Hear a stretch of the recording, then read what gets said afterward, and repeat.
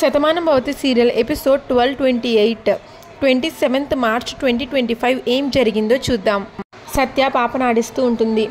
భాను బట్టలు మడతేసుకొని సెల్ఫ్లో పెట్టుకుంటుంది. అప్పుడు సత్య భానుతో, మా మామయ్య మాట అంటే మాటే, సీడ్స్ బ్యాంక్ తెస్తాను అని అన్నాడు, ఇప్పుడు ఈ ఊరికి సీడ్స్ బ్యాంక్ తెస్తున్నాడు అని అంటుంది సత్య. మురారి గారి గురించి నువ్వు నాకు కొత్తగా చెప్తావేంటి? ఇన్ని రోజుల నుంచి నేను ఆయన్ని చూస్తున్నాను కదా, తన మనసు ఎప్పుడు గొప్పగానే ఉంటుంది. రాధకి మాట ఇచ్చారంట కదా ఈ సీడ్స్ బ్యాంక్ తీసుకొస్తాను అని. ఈరోజు ఆ మాట నిలబెట్టుకున్నారు అని భాను అంటే, సత్య ఏదో పరాయి వ్యక్తికి చెప్తున్నావు, నువ్వే కదా రాధవి అని అంటుంది సత్య. మీ ఇద్దరు కలిసే కదా ఈ ఊర్లో సీడ్స్ బ్యాంక్ స్టార్ట్ చేయాలి అని అనుకున్నది, అది నువ్వు కన్న కల, నువ్వు మర్చిపోయినా మా మావయ్య మర్చిపోలేదు అని సత్య అంటుంది. భాను, నేను రాధనో కాదో నాకు తెలీదు, నేనేంటో తెలియకముందు నేను తను అని నేను ఎలా మాట్లాడతాను అని అంటుంది భాను. ఇప్పుడు సత్య, ఏంటో రాధా, నువ్వే కాదు నీ మాట కూడా నాకు అర్థం కాదు, అందుకే నేను నా చిట్టి తల్లితో అన్ని మాట్లాడుకుంటాను, నువ్వు నీ పని చూసుకో అంటుంది. ఇంకా భాను బట్టలు సెల్ఫ్లో పెట్టుకుంటూ ఉంటే సత్య పాపతో మాట్లాడుకుంటుంది. చూడు పాప, నేనేం మాట్లాడినా అందరూ నువ్వు చిన్న పిల్లవి అని నా మాట ఎవ్వరూ వినరు, మీ అమ్మ వినదు, మా మావయ్య కూడా అంతే వినరు, నీకేం తెలీదు అని అంటారు, కానీ నిజానికి మా మావయ్యకే ఏమీ తెలీదు, చిన్నపిల్లవి అంటే నువ్వు ఎంత ముద్దుగా ఉన్నావో, కలెక్టర్ గారు వచ్చినప్పుడు కబడ్డీ పోటీలు పెడదాం మావయ్య అని అన్నాను. అది విన్న భాను ఒక్కసారిగా ఏదో ఆలోచిస్తుంది. సత్య నువ్వేమన్నావు అని అడుగుతుంది భాను.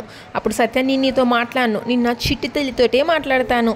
ఇంకా సత్య పాపతో కబడ్డీ పోటీలు పెట్టుకుంటే ఎంత బాగుంటుంది, అదెంత చక్కటి గేమ్, అందరూ ఆడుకుంటారు, మా మావయ్య మాత్రం ఇప్పుడు టైం లేదు వద్దు అని అంటున్నాడు, మన ఇద్దరం ఒక పని చేద్దామా అని సత్య మాట్లాడుతుంటే భానుకి గతం ఏదో గుర్తొస్తుంది. తల పట్టుకుని పోయి అలా నుంచొని పోతుంది గట్టిగా తల పట్టుకుని.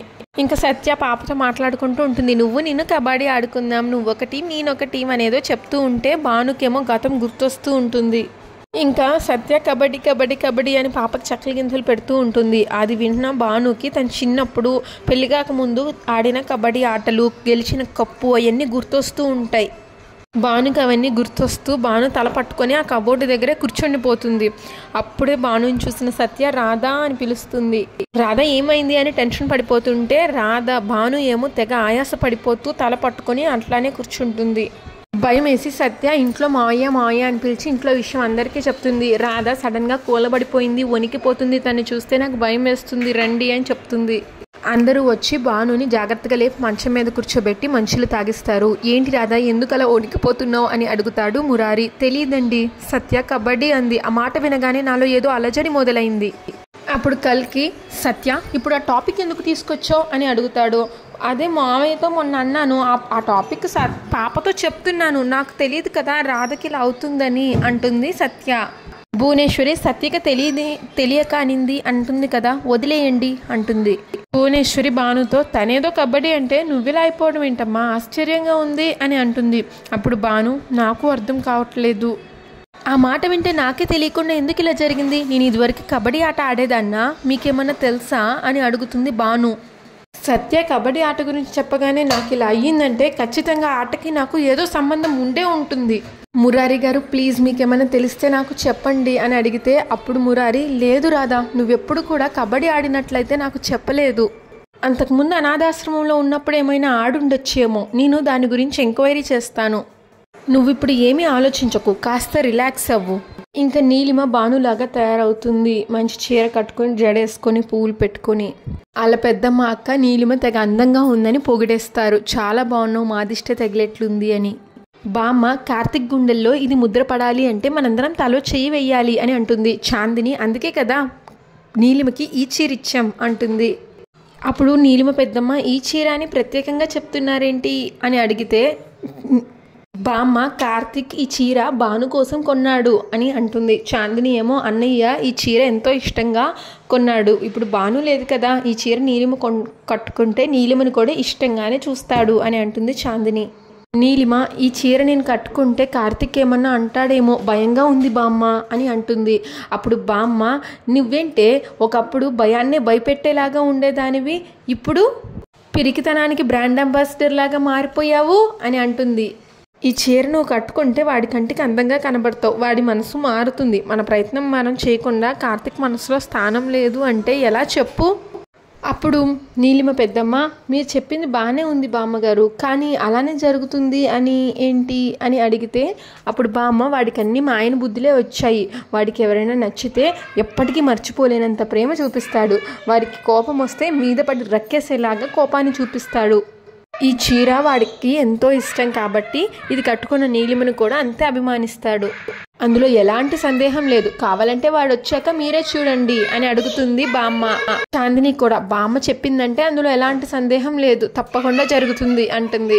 నువ్వే జాగ్రత్తగా అన్నయ్యతో మాట్లాడాలి అని చాందిని అంటే స్నేహ, చూడు నీలిమ, నీ గురించి ఇంతమంది ఆలోచిస్తున్నారు, ఇంకా కార్తిక్ గారిని నీ వైపు తిప్పుకోవాల్సిన బాధ్యత నీ మీద ఉంది.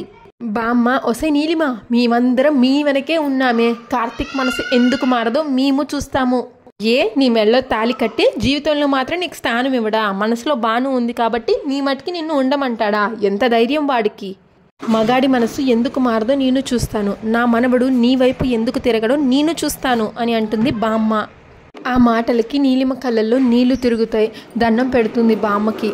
అప్పుడు బామ్మ, నీలిమ ఎందుకే ఆ కన్నీరు అని అడిగితే, ఈ కుటుంబంలో అందరూ నా మీద ఎంతో ప్రేమని చూపిస్తున్నారు, మీ అందరి రుణం నేను ఎలా తీర్చుకోగలను బామ్మ, ఏం చేసి మీ రుణం తీర్చుకోగలను అని నీలిమ బాధపడుతుంటే అప్పుడు బామ్మ, ఏమి చెయ్యను అంటే 2 కాళ్ళు విరక్కొట్టి చేతిలో పెడతాను, ఇప్పుడు నేను చేసేది నీ మీద ప్రేమతో ఏమి కాదు, మా ఆయన మీద ప్రేమతో, మీ ఇద్దరు తొందరగా ఒకటయ్యి మా ఆయన్ని నా చేతిలో పెడతారని. అలా జరగలేదనుకో అప్పుడు నీ సంగతి ఏంటో నేను చూస్తాను, సరేనా అని అంటుంది బామ్మ. మురారి డాక్టర్కి ఫోన్ చేసి ఇలా జరిగిన విషయం మొత్తం చెప్తాడు. అప్పుడు డాక్టర్, ఇది చాలా ముఖ్యమైన విషయం, కబడ్డీ అని పదం వినగానే తన బ్రెయిన్లో తన గతానికి సంబంధించిన ఫొటోస్ ఇల్యూజన్స్ మొత్తం కనిపిస్తున్నాయి అని అర్థం. మన చిన్నప్పుడు జరిగిన సంఘటనలు లేక మనకి బాగా గుర్తుండిపోయే సంఘటనలు కొన్ని చాలా కాలమైనా సరే మన బ్రెయిన్లోనే ఎక్కడో అక్కడ రిజిస్టర్ అయి ఉంటాయి అని డాక్టర్ చెప్తే, రాధకి తన గతం ఏమీ పూర్తిగా గుర్తు రాలేదు కదా అని అంటాడు మురారి. మీరు చెప్పింది నిజమే, కానీ తను తన గతాన్ని తెలుసుకునే ప్రయత్నంలో ఉంది, తన గతాన్ని గుర్తు చేసుకోవాలని మానసికంగా బాగా ప్రయత్నిస్తుంది. అలాంటి పేషెంట్స్కి ఒక్కొక్కసారి ఇలా జరగచ్చు, ఒక్కొక్కసారి ఏదో ఒక క్షణంలో తన గతం మొత్తం కూడా తనకి గుర్తుకు రావచ్చు అని చెప్తుంది డాక్టర్. మురారి, అదేంటి డాక్టర్ గారు, తను నా రాధ ఎప్పుడు కూడా కబడ్డీ ఆడినట్టు గురించి కానీ కబడ్డీ గురించి కానీ నా దగ్గర మాట్లాడలేదు, నా రాధ నాతో ఇంతకు ముందు అన్ని విషయాలు చెప్పింది, నా రాధ గతంలో ఎప్పుడు కబడ్డీ ఆడినట్టు లేదండి, కానీ ఇప్పుడు మీరు చెప్తున్న మాట మాత్రం నాకు కొత్తగా ఉంది, అందుకే ఇంతలా భయపడుతున్నాను అని మురారి అంటాడు. ఇప్పుడు తనకి చిన్న చిన్న ప్రొజెక్షన్స్ కనిపిస్తూ ఉన్నాయి, కానీ ఎక్కడో అక్కడ తను ట్రిగ్గర్ అవుతుంది, ఆ క్షణంలో తను మొత్తం కంట్రోల్ తప్పిపోయి తనకి గతం మొత్తం ఒక్కసారిగా గుర్తొచ్చే అవకాశం ఉంది, తను మానసికంగా సిక్కయ్యే అవకాశాలు కూడా కనిపిస్తున్నాయి, అందుకే మీరు తన్ని జాగ్రత్తగా కాపాడుకుంటూ ఉండండి, తను బేబీకి ఫీడింగ్ ఇస్తున్న తల్లి కాబట్టి తన విషయంలో ఎప్పుడూ ఒక కన్నేసి ఉంచండి అని చెప్తుంది డాక్టర్. తను ఎక్కువ యాంగ్జైటీకి గురి కాకుండా మీరే చూసుకోవాలి, నేను తన కేసుని స్టడీ చేసి ఏమైనా అప్డేట్స్ ఉంటే మీకు చెప్తాను, ఉంటానండి అని డాక్టర్ ఫోన్ పెట్టేస్తుంది.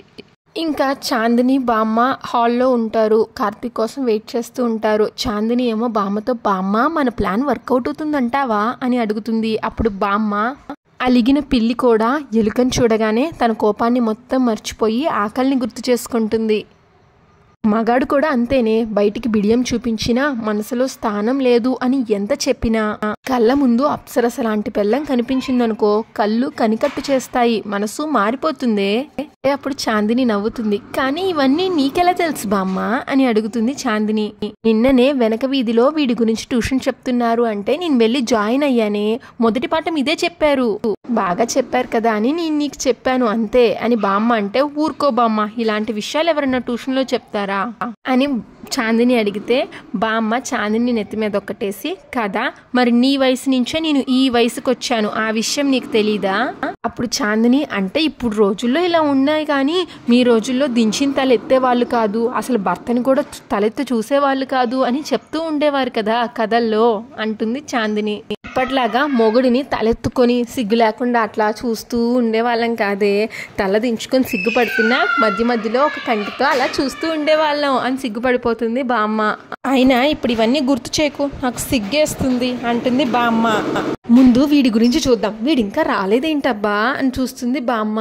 కార్తిక్ ఆఫీస్ నుంచి వస్తాడు. రాగానే చాందిని హాయ్ అన్నయ్య, ఎక్కడి నుంచి వస్తున్నావు అన్నయ్య అని అడిగితే ఆఫీస్ నుంచి అంటే సరే వెళ్ళు వెళ్ళు అంటుంది చాందిని.